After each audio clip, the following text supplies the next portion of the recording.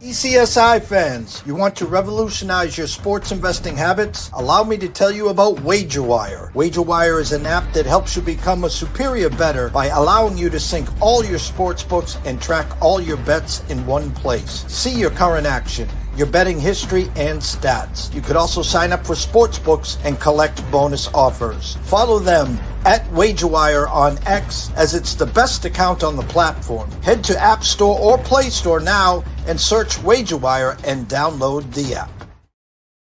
Excuse me, Mr. DJ. Hey, check this out. We got a great show coming your way. From the ECSI Sports Studios, the #1 sports information program in America, The Breakfast Bankroll, with your host, the sports broker, Jeff Dawson.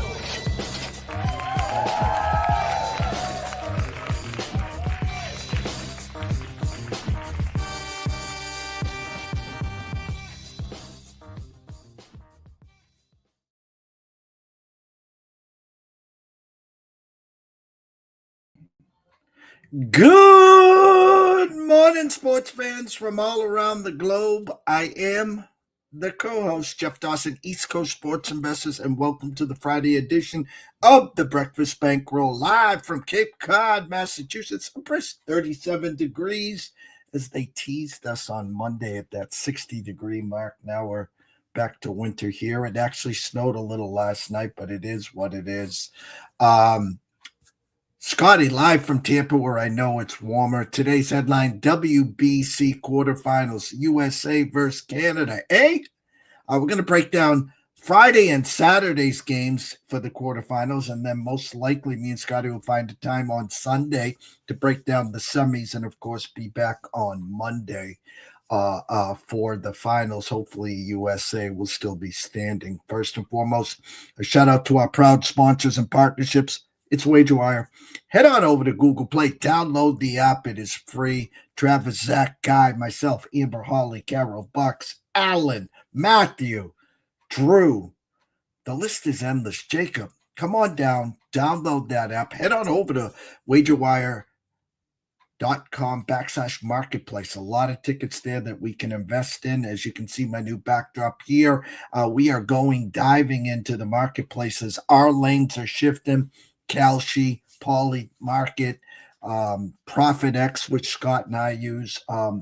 We're going strictly market, still talking the same lingo. We're still talking sports and investing, but we're going to take a different look at it. If you look at my timeline right now, you see a beautiful ECSI journal, which will be a daily subscription for just $1 a day, $365 for the year. Just set it, forget it, every day after the New York Stock Exchange close, after I give a quick 15-minute briefing here, boom, in your email will be futures, will be where the market started, where it is. We're also going to get you set up for the next day. So for $1 a day, we might do some monthly pricing, some quarterly pricing, but if you can't afford $1 a day, hey guys, I'm sorry. It's not even, I can't even get a half a cup of coffee for $1 a day. So without further ado, let's bring him in, Mr. Scotty Webb. What's up, Scott? Hey man, it's it's Friday, right? It's Friday. We got WBC stuff. I'm excited today. I mean, I'm excited. So, it's always fun to be excited. Weekend is here for me. A lot of college basketball around the clock as it's conference championship week. Sunday at around 6:15, 6:20, everyone will have their brackets. They'll have 10,000 of them figured out. They'll have every milk and cranny covered. And then by the following week, they'll all be doilies and doormats and whatever else, confetti, but it is what it is. We're here to talk some WBC. First, before we dive into the WC, we got the quarterfinals today.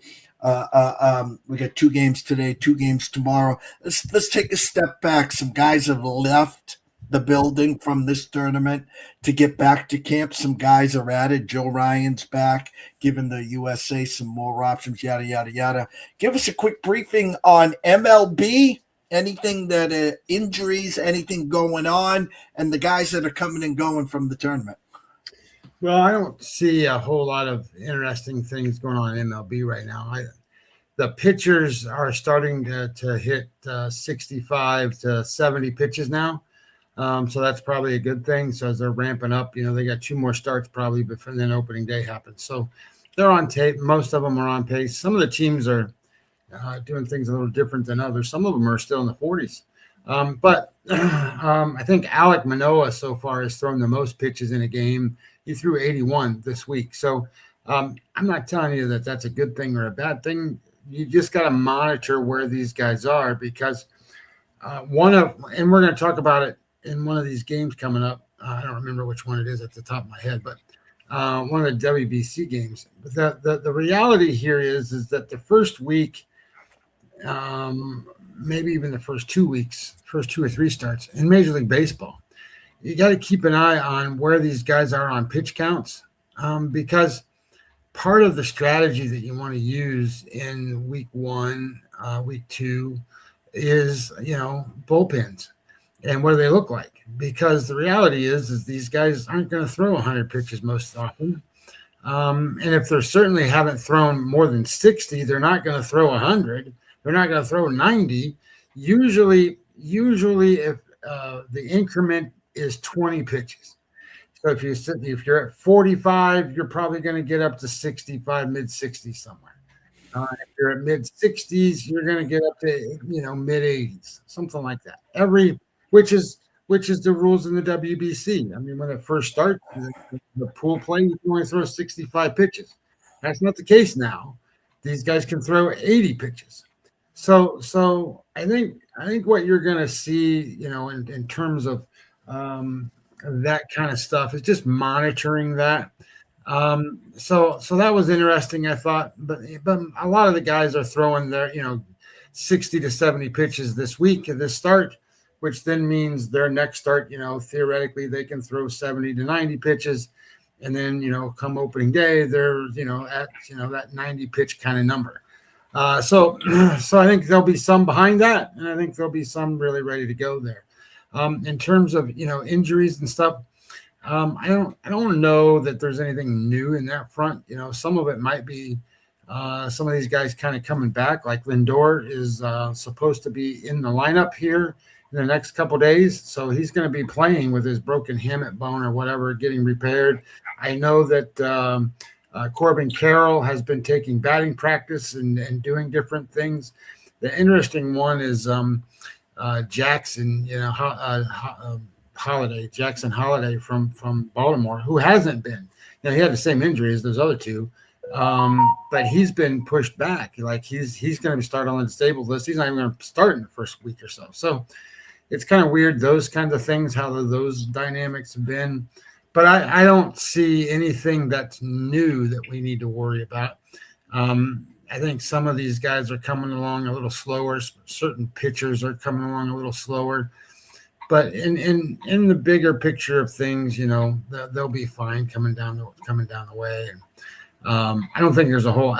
The one thing I will say is one of the things I'm seeing on X all the time are these posts about, well, this guy's hitting the ball really good, and he's going to have a great season, and this is going on, and this pitcher's been dynamite, and this guy hasn't given up any runs. Don't believe any of that bullshit. Just don't.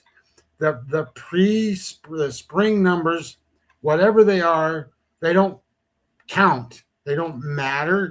I also see, like when I'm doing these charting of the pitchers, a lot of these guys are working on certain things, meaning that, they're throwing the slider more than they're throwing a fastball in these games, for example. Maybe it's, this is the third start or fourth start for these guys, so they want to go and work on a certain pitch or something.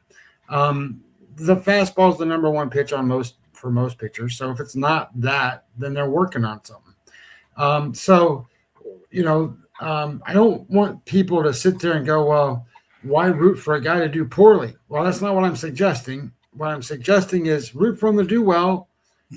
Okay, if they have great stats in spring training, they got great stats. But what I will say is it means 100% nothing. The one-loss records mean 100% nothing.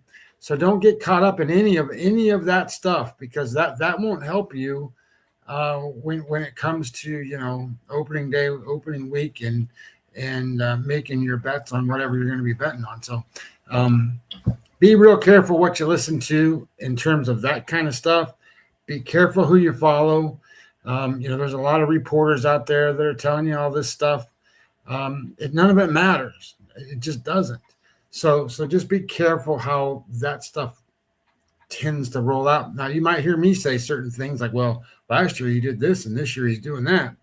Well, there's a difference in pitch movement, or he picked up a different velocity, or he lost velocity, or the ball's doing something different. That makes him a different pitcher, which then changes what your outlook can be on him. And we might even talk about that a little bit in today's game. So anyway, that's my thought.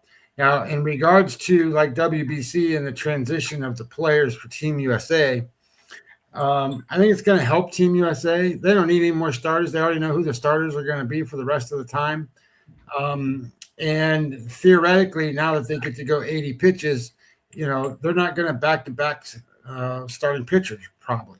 So I think you're going to see, starting pitchers go and then relief pitchers come in after that. So Team USA picking up 3 relief pitchers to be able to come in, getting rid of Kershaw is good because, he's not going to help them and dropping off, Matthew Boyd, stuff like that. He's not going to pitch for them anyway.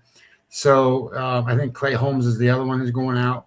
So I think those guys aren't going to pitch.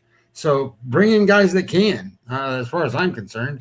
And then, we'll map all this kind of out here in a little bit of how I think all this is going to kind of work out. So anyway, I think those changes benefit Team USA. They don't hurt them. 4 games. I'm at DraftKings right now. 2 games tonight. Dominican Republic, South Korea, Rue versus Sanchez. Dominican Republic, who has just been absolutely lights out, minus 900. South Korea plus 550, and under over a 10.5. If you like DR, don't want to lay the 900, their run line is minus 4.5 at a minus 115 there. USA and Canada tonight. Soroka versus Logan Webb. USA also minus 900. Canada plus 550. An under over of 9.5 minus 120. And the Yankees, I was going to say. The USA minus 4.5 minus 125 on the run line. Tomorrow's games, and I wanted to bring this up before we start breaking them down. Just from an eye test, a lot of these smell here. Italy, Puerto Rico minus 120. Currently, Puerto Rico listing Lugo. Italy has not listed a pitcher yet. Italy, in my eyes, this year's Mexico. What a run. Made it to the quarters. And, big dogs the last 2 games. And here they are now, basically even money to advance to the semis versus Puerto Rico. And I'm going to say this, Scotty. The stench of the weekend. Japan versus Venezuela. Yamamoto versus Ranger Suarez. Now, obviously, I'm a Ranger Suarez fan. Welcome to the team. Welcome to this year. Yeah, exactly. Against Yamamoto. Japan is only minus 180. Venezuela plus 145. Under over a 7.5. Juice to the over minus 120. Japan's run line minus 1.5 is plus 120. So the almighty Japan team here, if you don't want to lay the 180, they're like, come on by. We're giving you plus money on them to win by 2 or better at 120. Man, that game smells to holy heaven, Scotty. Well, I've got my thoughts on all 4 of these games. And then that's going to lead to a couple other things as we go along here. So I'm going to start with today's games and not tomorrow's games, just because I think we'll get through those, and then we'll look at tomorrow's games, and we'll look at what my thoughts are on those things. So before I get started on that, though, I do want to say this. Thursday they were off. Wednesday was a great day for me. I gave out 2 plays. We won one with Canada on the money line. I lost in the other one, the Dominican Republic. I wrote a nice article about one of the things that I think is a big issue in Major League Baseball or baseball in general is when you make bets, it's the most volatile sport to bet on. There isn't one bit more. And that game we were on the Dominican Republic minus 2.5, and they were winning by I think 4, and they would go to the bottom of the 9th inning. They're ahead 7-3. I don't need to go through the whole game, but theoretically, what ends up happening is the pitcher walks the bases loaded. They bring in another pitcher, gets an out. Okay, the guy scores on a sacrifice fly, hits a ground ball. The pitcher, game's over. It's a double play ball, except for the pitcher throws the ball to center field, scores the other guy, and now it's 7-5. I lose my minus 2.5. That's the volatility of Major League Baseball, and I'm going to say a couple things here. I think there's two things in play, right? Number one, if you want to overcome the volatility in baseball, the only way to do it, and I wrote a nice article about it, is the volume of bets that you make. You got to make a lot of bets because, say you make 2 bets a day and you're like, these are the 2 best plays, and one wins and one loses. And if you do that the whole season long, you're not going to necessarily win any money. So you're going to have to bet 5 or 6 games a day. You're going to have to make hundreds, if not thousands of bets. That's the rule here. There's, I don't know, it's like 4,000 Major League Baseball games going to be played between, the time that they start on March 26th or whatever the date is, and then when they end the season, and then you got the playoff games. There's going to be over 4,000 opportunities to bet. When you got an edge, you got to bet. That's just the way it is. So anyway, you overcome those issues by volume of betting so that if you have 5 bets out there, you're not going to have 2, 3, 4 of those games run into that same problem where the pitcher throws the ball to center field. Now, certainly the right fielder might go up and catch the ball and he doesn't catch it or something, and you got another problem. But those kinds of things eventually balance out, but they don't balance out if you don't have the volume of bets to make it work for you. So that was an article that I wrote. It's on the Substack.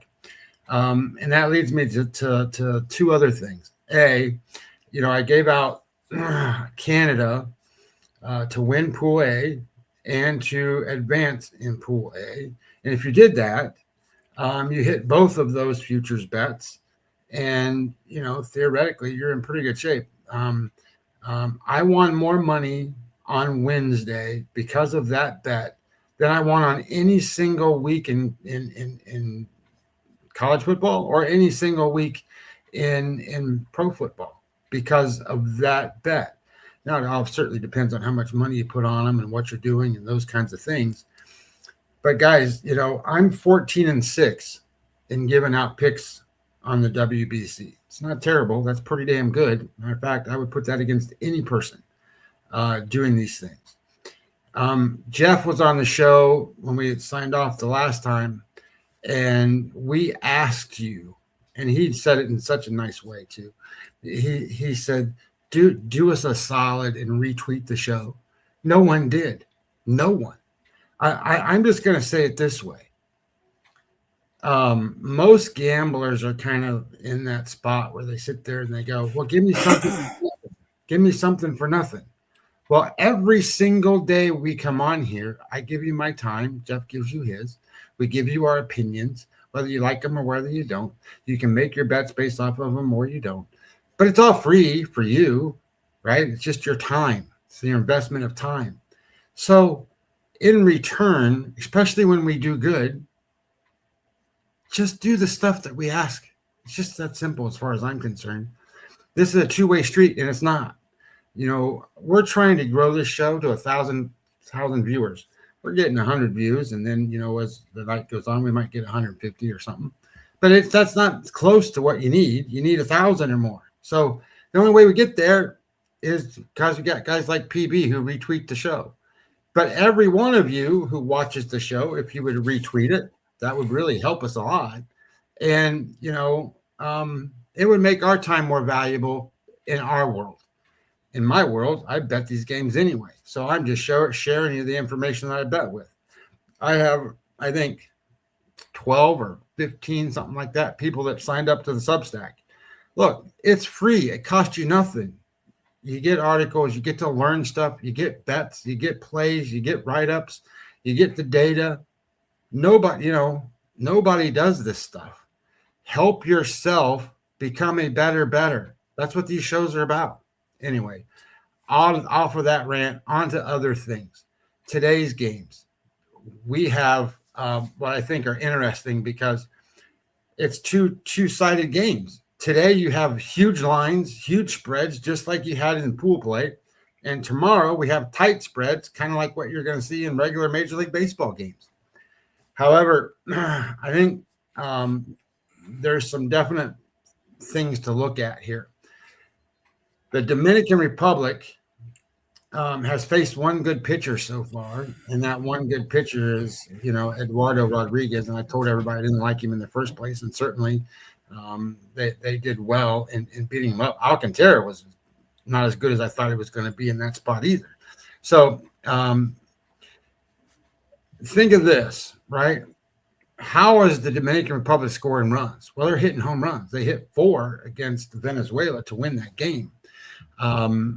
Otherwise, it was kind of a tight game. When Venezuela put in their bullpen, that shut them down. They didn't score another run.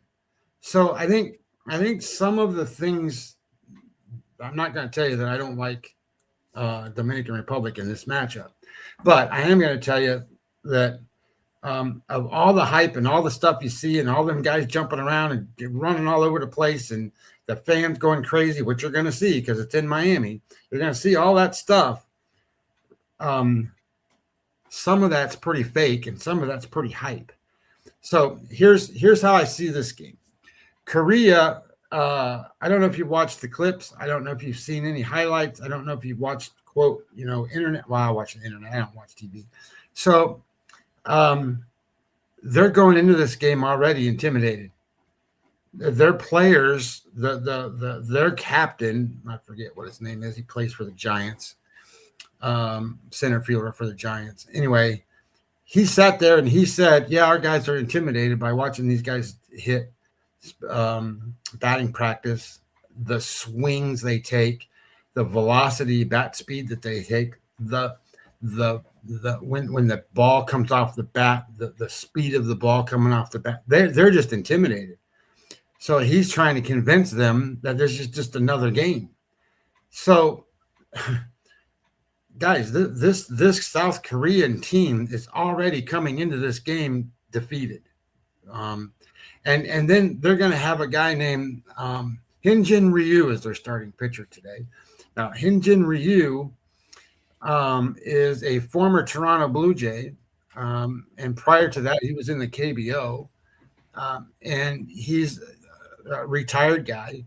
I don't want to tell you that retired guys can't pitch because James Paxton for Canada did a great job the other day. And he's still throwing 95 to 97, by the way, James Paxton. Hyunjin Ryu is not that guy. Hyunjin Ryu was not that guy when he pitched for the Blue Jays. And when he pitched for the Blue Jays, he's a 92-mile-an-hour guy. He's a lefty. He's a crafty veteran kind of pitcher that has velocity that will be 90 max. And, when I tell you that Major League Baseball players, and I go through this stuff and I look for the velocities, what they're doing in spring training, the danger zone is if they're not throwing more than 91, 92, they're going to get killed in Major League Baseball. Well, Hyunjin Ryu is not going to throw more than 91 or 92 miles an hour. So he has to be exactly perfect with two things. Obviously, his command. He's got to be able to put the ball where he wants to when he needs to. And then he's also going to have to be really good at mixes. He's going to have to mix up when he throws a fastball versus a curveball versus a slider versus a slurve versus an ephus pitch or whatever he's going to throw up there. He doesn't stand much of a chance, to be honest. And the other side, you have, and we talked about him when he pitched the first time, Christopher Sanchez.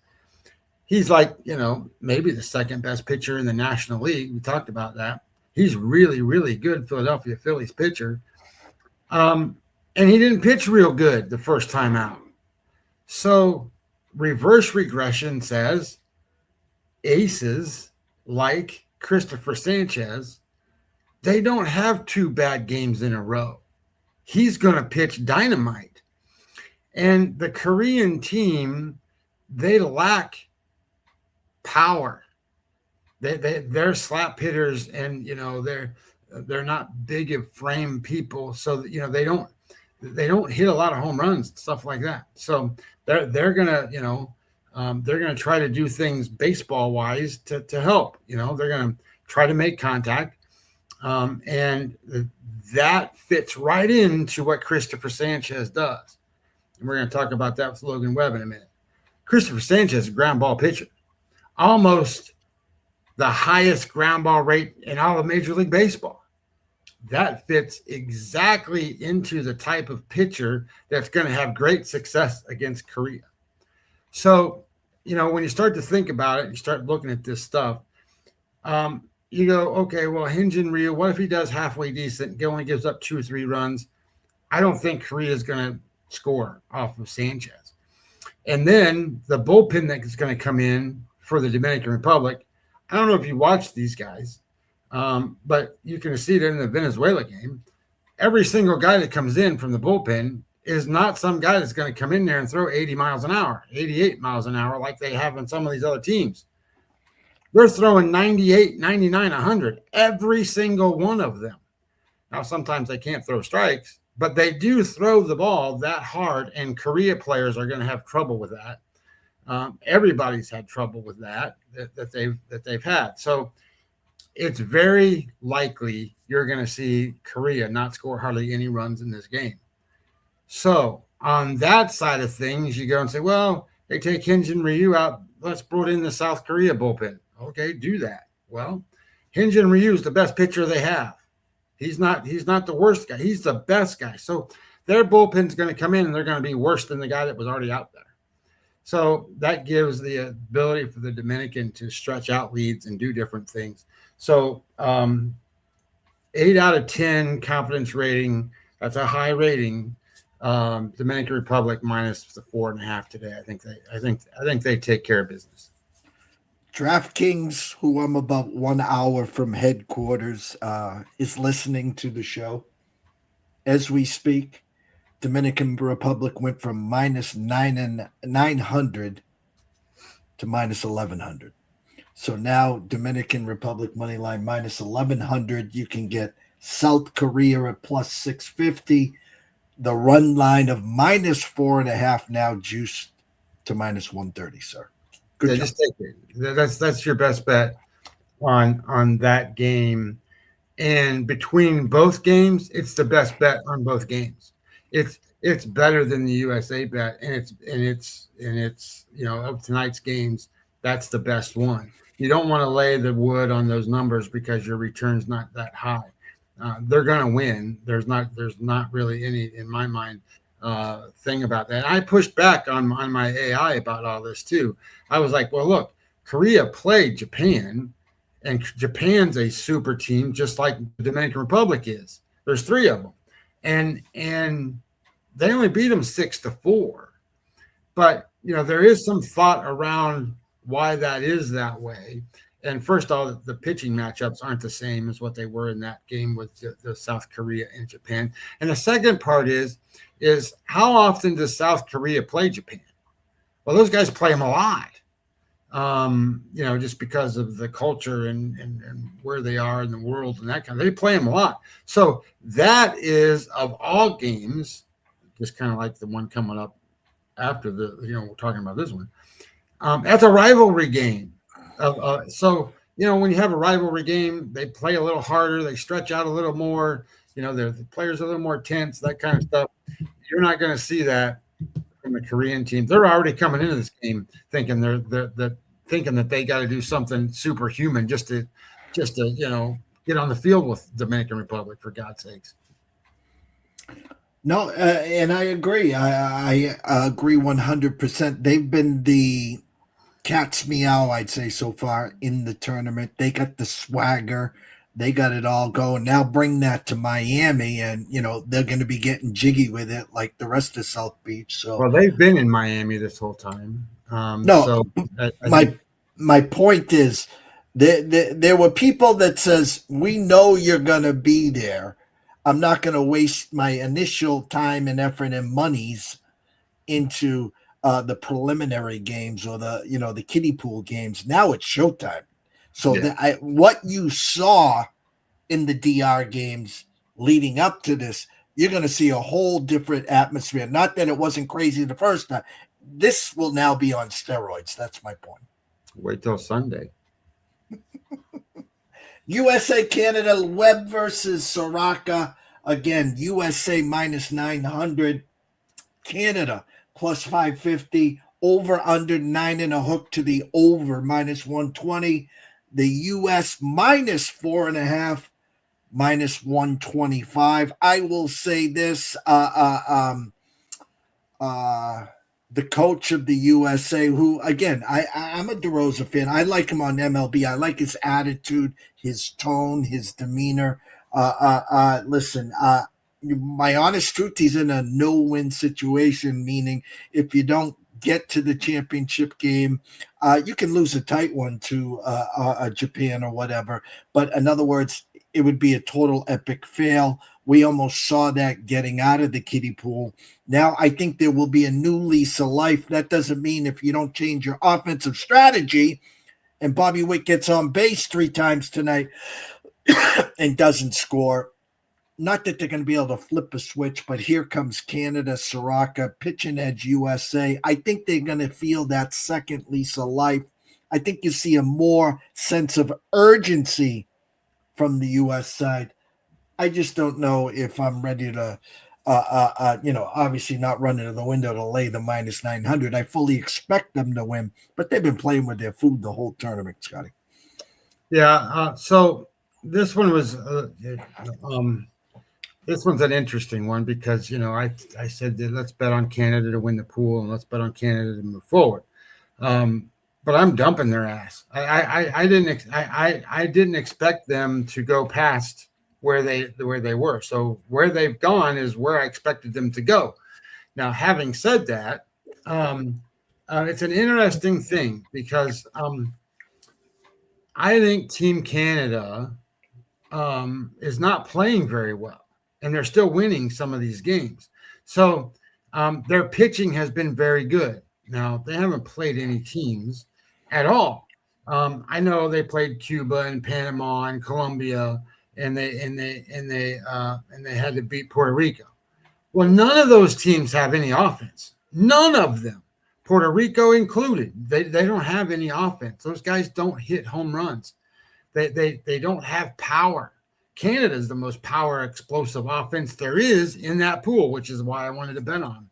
And then when I saw, kind of who they were going to have pitch, I thought, well, that was going to match up to some of these guys that can't hit.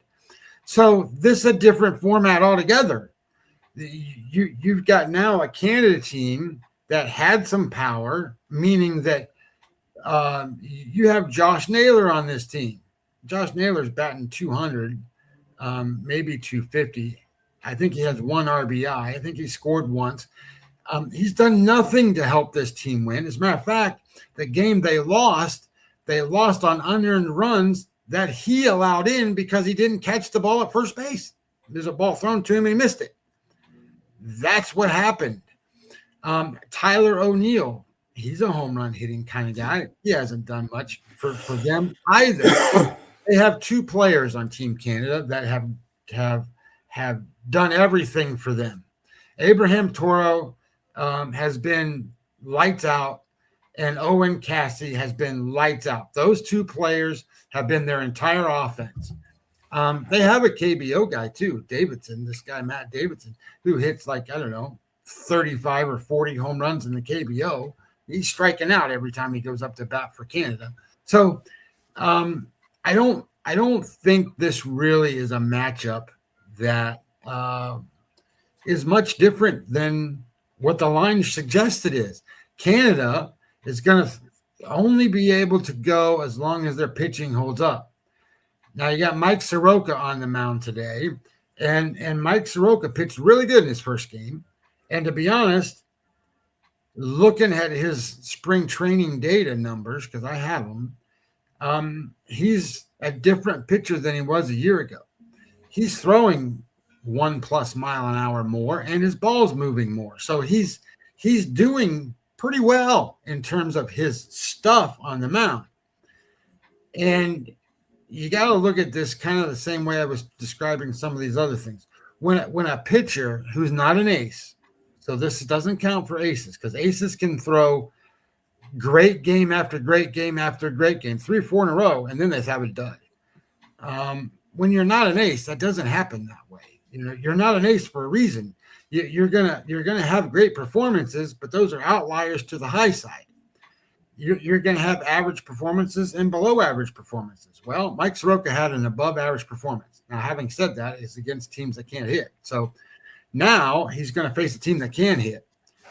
And secondarily to the team that can hit, everybody's talking about, well, you know, Team USA, you don't want their batting average and this, that, and that. Look, they're actually hitting the ball pretty well.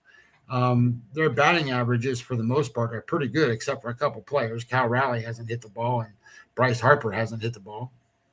But most of the other guys have come through and have played decent in terms of base hits. So I think what you run into here is Logan Webb, who is, I guess, what I would call the most unusual ace there is in Major League Baseball. And I say this because he doesn't have great velocity. Logan Webb's a 92 to 94 mile an hour fastball guy. What makes Logan Webb different is he has a bulldog attitude, and he don't walk people. He doesn't strike. He gets more ground balls than most people do. He doesn't get as many, believe it or not, as Christopher Sanchez. He's not as big a ground ball guy as he is. But that feeds again to exactly the kind of offense that you're going to run into with Canada. They're a bunch of ground ball hitting guys, fly ball hitting guys that make outs. That's what they do. So that really feeds into the idea that Logan Webb is going to be good. And Logan Webb can go, 80 pitches and probably will go 80 pitches. So that puts him theoretically in, past the 5th inning, maybe through the 6th inning if he gets a little lucky on his pitch count and stuff. I think he can get to 6 innings. If he gets to 6 innings, then you got reliever, bing, bing, bing. And, Mason Miller comes in and gets the job done at the end or whatever. Those guys that are in the back end of the USA bullpen won't allow, Canada to score. So I think Canada's going to be very limited to what they can do. I would tell you that if Canada scores 3 runs, shake their hand. That's the best they can get. So I look at this game the same way I kind of look at the other one. I think Soroka lasts. I don't think he makes 6 innings. I think he gets 4 and some change maybe.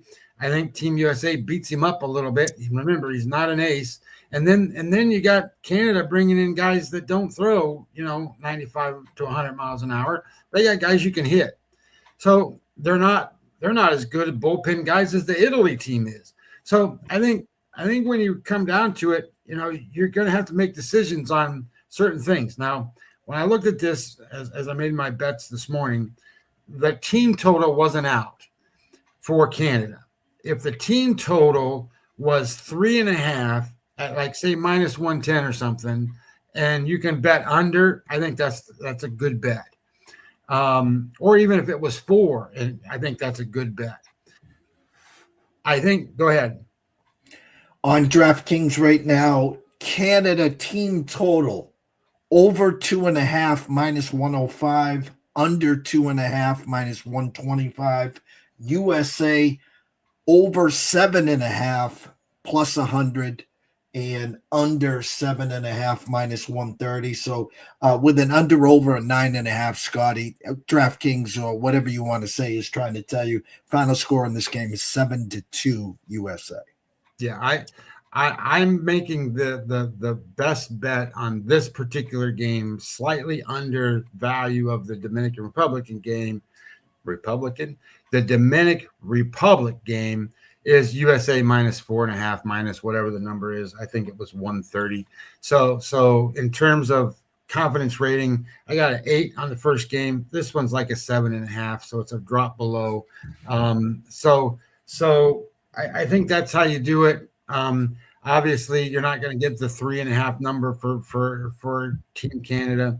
I don't think they score. I think 3 is the max they can get. I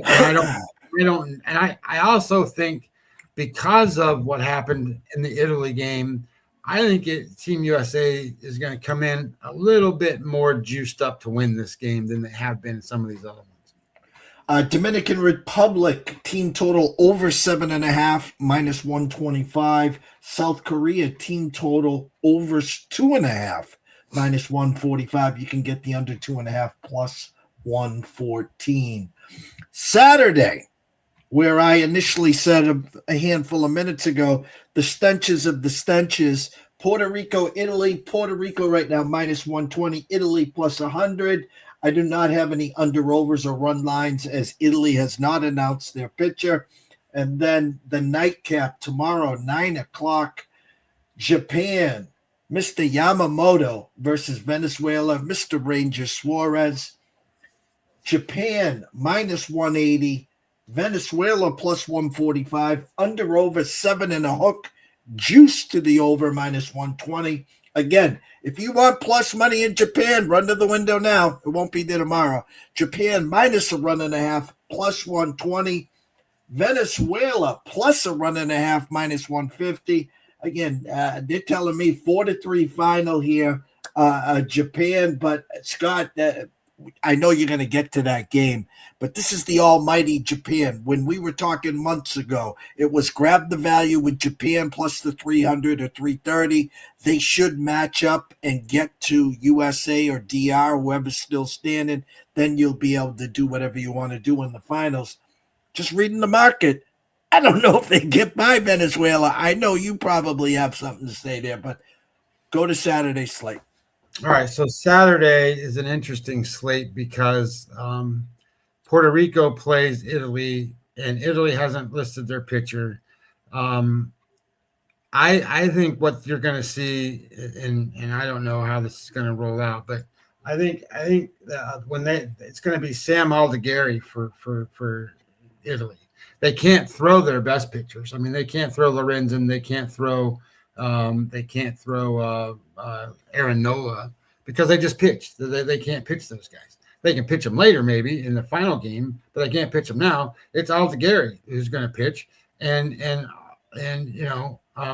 most people don't know who Aldegheri is. He pitches. He's a minor league pitcher.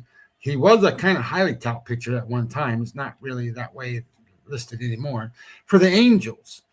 He's a pitcher for the Angels, and he had a hell of a start his first game. Struck out 8 guys.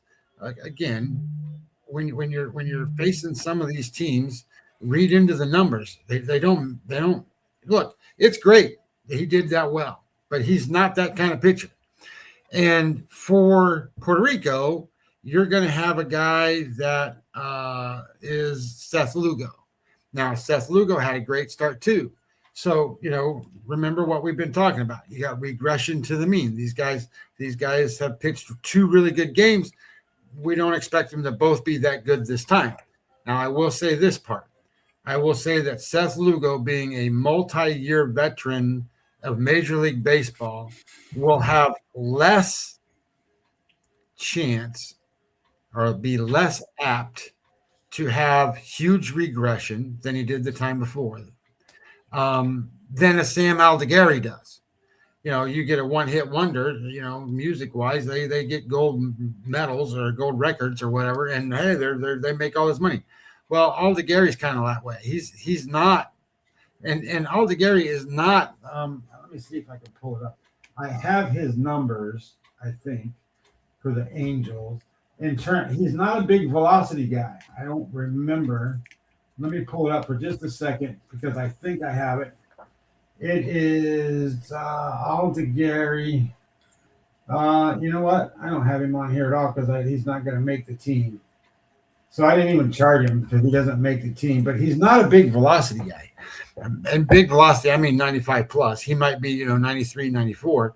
But remember, these are Major League Baseball players. Major League Baseball players eat 93, 94 like candy. It's the 96 and above that becomes problems for these guys. Anyhow, so the thoughts here to start is how does that match up? Well, think about what is Puerto Rico. Puerto Rico is not a power hitting team. I don't know if they've even hit a home run in this whole tournament. Maybe they've hit one. I don't know. So they're guys that are going to be wanting to make contact and try to get on base and, run and bunt and do all this stuff and move guys around. That's what they do. Well, I think Sam Aldegari fits that for them. I think they do that. I think they can do what they want to on offense against him. Now, that said, I think then Italy's going to go, well, I'm going to bring in this reliever, this reliever, this reliever. They got pretty good guys. They don't have a ton, but they got pretty good guys. Would you watch them play USA, for example? Of course, towards the end, they got beat up some, but they got guys that can come in and throw 95 plus. So I think that then you look at the other side and go, well, Lugo's pitching against Italy. Well, what has Italy done so far? Well, Italy's just hit a bunch of home runs. And the truth of the matter is Lugo is a non-home run providing type home run or a pitcher. He's a ground baller, just like a lot of these guys have been. So I kind of like the idea that the matchup really works for the pitching side for Puerto Rico. And Puerto Rico, look, they got guys that can close out games. Edwin Diaz is their closer, for God's sakes. So when I sit here and tell you, I think Puerto Rico's the right side. Now, I think that it's very difficult for me because I think in today's game of baseball, one of the big differences between teams is offense. And when you're just capped on offense, you're just hoping your pitchers do great and your defenders don't screw it up. Well, my opinion is going to be is that's how you're going to have to bet this game and go Puerto Rico, minus the 120 or minus one. That's what it was this morning, minus the 120 against Italy, and go, God, don't screw this up and don't give up a bunch of home runs because you can't score to keep up. So, but I think that's how you do it. I don't want to bet on Italy because I don't like Sam Aldegari, and then I don't want to worry about, well, this bullpen guy did okay, the next guy didn't, this guy did okay, this guy didn't, and then all of a sudden Puerto Rico wins the game, 3-2 or 5-4 or whatever. I don't want to bet under either, and the reason I don't want to bet under either is because I don't think you've got two ace type pitchers. So I think the best solution, the way I saw it, was Puerto Rico on the money line, just like you would bet a regular baseball game. And, that's like a 7 out of 10 confidence rating. It's lower than the other ones that we talked about before. And the only reason it's lower is because I don't know 100% that Sam Aldegari is the pitcher. Now, I've seen some stuff that makes it out that he's going to be, but that doesn't mean he is. So they may have some trick up their sleeve I don't know about, which then I'll have to go reevaluate what the pitcher looks like. But that said, that's how I would bet that game. I don't know if you agree or disagree, but that's my thoughts on that one. I had said earlier today, 2 years ago's Mexico is this year's Italy, the espresso machine in the dugout. Pasquantino, 3 homers the last game. Pasquatch, whatever you want to call them. They're riding such a huge momentum train. The way you're breaking down Puerto Rico, if this was a boxing match, Scotty, I'd almost say Puerto Rico's tailor-made for Italy because, again, they're not going to have the big inning. They're not going to, they're going to try to beat you by, death by 10,000 paper cuts. The longer this goes scoreless, the better chance Italy has the opportunity for the big inning, the 2 or 3 run homer. So almost to the point where of all the teams still left, Puerto Rico's the one I think Italy stands the best chance of actually beating. No question. These two teams don't match up to anybody else in this tournament. Well, I shouldn't say that. Well, remember, Puerto Rico was second in Pool A to Canada. Canada beat them. So in Puerto Rico, for God's sakes. So when you start to think about what Puerto Rico really is, they're not much of an offense, but at the same time, I think that everything kind of falls in their spot here. I think this kind of works for them. Italy's pitchers and stuff, if Aaron Nola was pitching this game, I would say, Italy's the right side because Aaron Nola is a better pitcher than Lugo.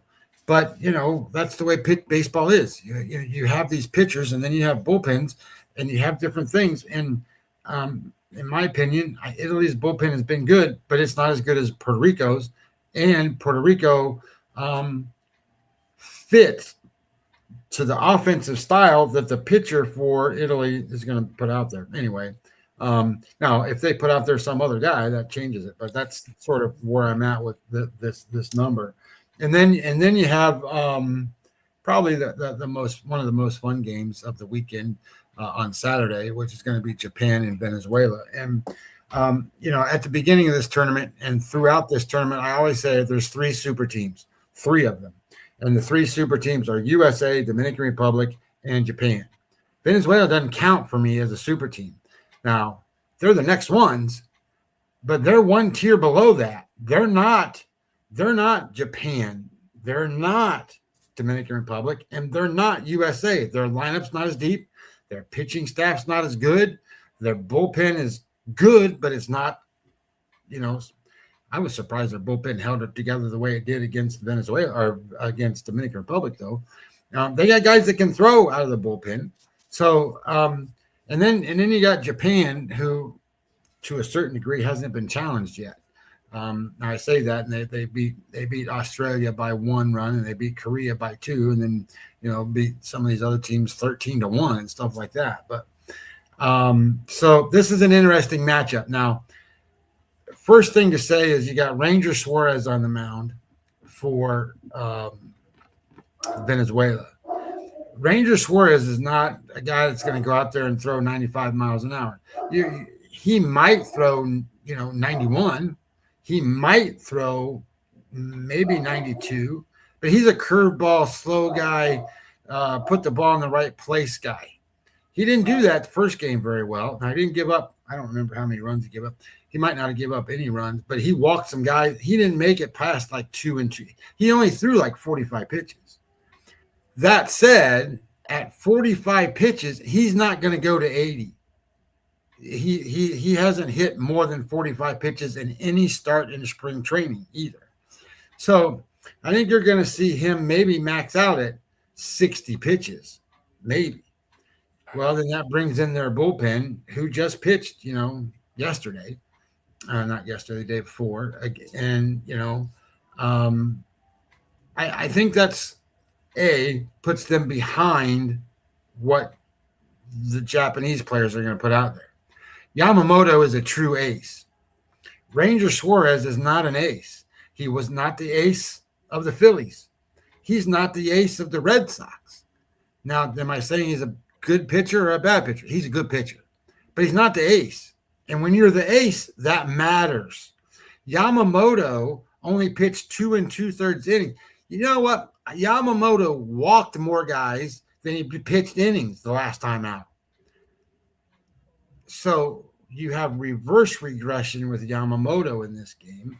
Yamamoto is not going to come out there and walk 4 or 5 guys in his time stretched in this game. He's going to pitch extremely well, and that doesn't bode well for Venezuela in this spot. And then you have guys in their bullpen. So let's just say Yamamoto does pretty good. His pitch count's good. He gets to 5.5 innings, 5 1/3 innings, or 6. And then here comes their bullpen. Look, I think Japan's bullpen is is fine. They got guys that'll throw 100 miles an hour or pretty close coming out of their bullpen. Their bullpen is really, really good. So that being said, their pitching is better than Venezuela's pitching. And you got the best player in the world that plays for Japan, Otani. And then you've got the other players that play for Japan that are superstars in Japan that are also great stars for USA in the Major League Baseball. Similarly, you've got one guy that plays for Venezuela that's probably better than most, Ronald Acuna Jr. But I think when you look at this game, it comes down to me that Venezuela doesn't have enough. Ranger Suarez doesn't match up to what Yamamoto can do. And I think Japan coming in with their bullpen and so forth is going to keep the game where they win the game. I'm not going to tell you they go out and win the game by 5. I think they just win the game. So this will be kind of the highest money line game I bet. I saw it at minus 180 this morning. I don't know if it's still under 200, but I saw it at minus 180. I got this as the 8 out of 10. Japan's going to win this game without too much. I mean, it's going to be a good game, but I think Japan does well.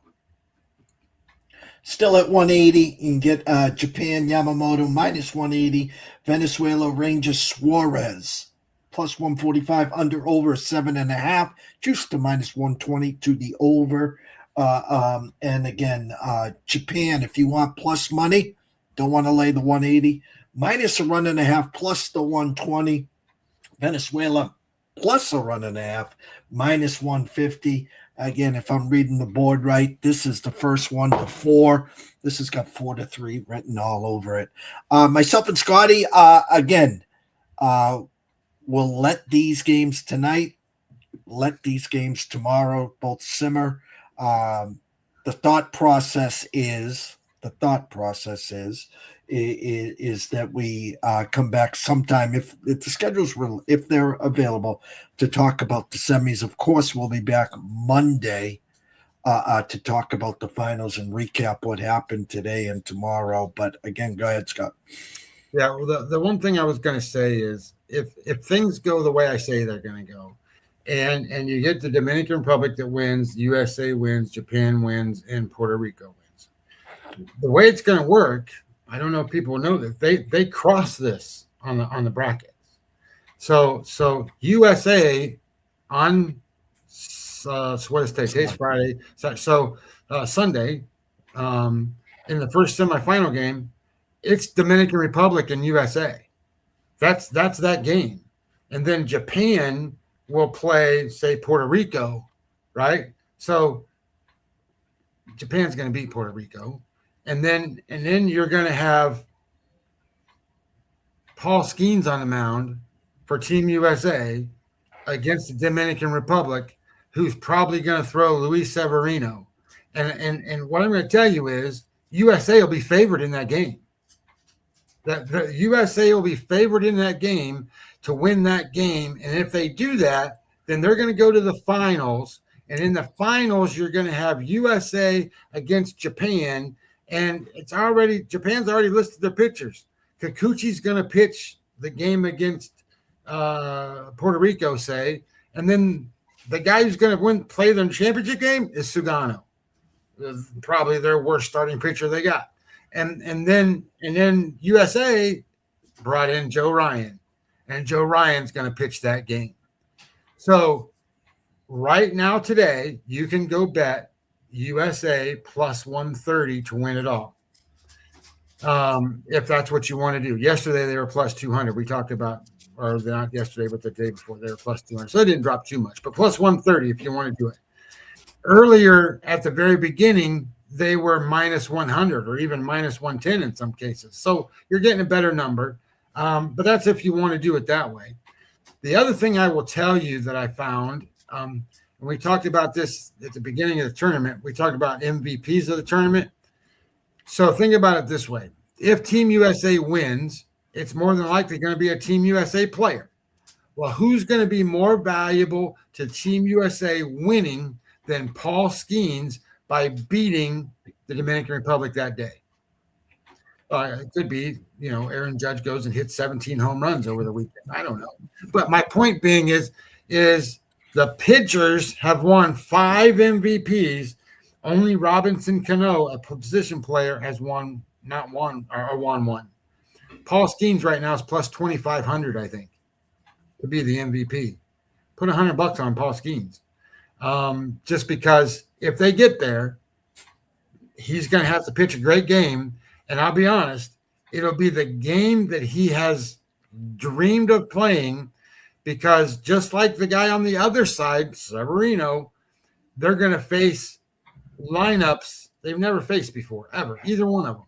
So if Skeens can outpitch Severino, which I think he will, then the reality becomes, especially if he holds him to very few runs at all, he's going to be the MVP of this thing. Joe Ryan comes in, pitches the last game, wins the game. USA wins. Everybody jumps up and down, and Paul Skeens is the MVP. And then all of a sudden, you win $2,500. Anyway, that was kind of what I wanted to wrap up with, was food for thought, looking ahead. And, Sunday, Dominican Republic, USA is going to be a madhouse. We got action today. We got action tomorrow. We will digest all 4 games. We will figure out if we can sneak on sometime on Sunday for the semis. Again, Paul Skeens plus 2,500 if you want some pizza and beer on that one. If you need any questions answered, head on over to X at Webby20MLB. Follow Scotty. He'll follow you back. Ask away like PB and a lot of other people do. And secondly, join his Substack, guys. It's free. And we got the baseball season after coming up. We're 2 weeks away, actually. 2 weeks away from today. Happy Friday the 13th, everyone, by the way. We would have completed Thursday's full slate and Wednesday's Yankees at Giants. That's 2 weeks away. So you want to be a part of the Substack, substack.com/@Webby20MLB. Get all the information for free. And then, guys, when you start winning, because you will win, and your bankroll starts steadily going up, then you can tip the dealer. I want to thank PB, Amber Hawley, WagerWire. I want to thank Mr. Lucky, Dr. Lance, all our loyal and supporters, and everyone here. We had almost 100 people here live on Twitter. We just crossed the 1 hour mark. Again, guys, I'm not going to go on a rant. I'm really not. But I will tell you this. This is the 11th year I've been here at East Coast Sports Investors. I haven't changed the name. I've always shown my face. I average 1 to 3 shows a day. I got over 500 shows on YouTube. Not one has ever been scripted. Not one will ever be scripted. Me and Scotty have been working together for most of the 11 years. And again, we do this for free. Free. Now, you can sign up for the ECSI VIP experience, get all our plays delivered for pennies on the dollar. You can sign up for our new ECSI journal that will be debuting, I think, April 1st, where we're going for that, for 99 cents a day. Little stuff to keep the lights on. This shit ain't free. All our sources that we use isn't free. If I says I'm probably averaging about 9 cents an hour since 2013, 2014, when I decided to do what we're doing now. And listen, the lanes on X, they're cesspools. They look like Iran with potholes that blown up. It's a cesspool out there. What we're really trying to do is to bring you away from the cesspools and the blah, blah, blahs and the Trents of the worlds and all this other, the dub clubs and all the other bullshit, okay? If you want it to be entertaining, go watch Fox, go watch Pat McAfee, go watch Colin. That's entertainment. As Scotty likes to say, if you want to be a better, and I use the word investing, this is where you want to be, right here. And we will be on probably 6 out of 7 days throughout the baseball season. The highs, the lows, the good, the bads, the bad hops, the balls in the center field, the 3-run walk-offs, homers. We'll be all a part of that. But our job is to keep it here, okay? And we're not going to ride that roller coaster. And especially as Scotty said an hour ago, the most volatile sport ever to wager or invest in is baseball. And that's why, I don't have as much hair as I used to. And me and Scotty are both gray. Closing thoughts, Scott. Yeah, I think it's important. I've been a little probably too aggressive on certain things, but one thing I want to make sure that I don't know how many people we got watching now are still there, but do yourself a big favor, and part of becoming good at this is learning. And if you subscribe to or put yourself in a position of getting good information and then learning from that. And if you don't understand, the comments are open. I used to do a show on Jeff's channel. I don't know if it was last year or 2 years ago, but we used to get quite a few viewers every night, and people would ask questions every day. And I expect more of that. People are going to go, well, what do you think about this St. Louis and Mets game today? And this guy's pitching. And what do you think about this? I expect those kinds of questions. I look for that kind of stuff. So, but you're not going to get any sharper. You're not going to get any better if you don't ask, and if you don't demand a return on your time investment, because that's what your guys are doing. You're giving us your time. We're trying to give you information that helps you become better, and the trade-off should be good. Like I don't ask you for money. What I'm asking you to do is to retweet the damn show. That's just clicking a button that says retweet, and there it goes. Or sign up for the Substack so that you can get the data, the information. You can get a lot of different things that might help you be a better investor. Look, I got 12 guys that have signed up. I just started it 4 weeks ago, so I'm not surprised there's only 12 people. But the point being is there's going to be tons of stuff in there that'll help you. The articles that I write come right to your email. You don't have to go searching for them.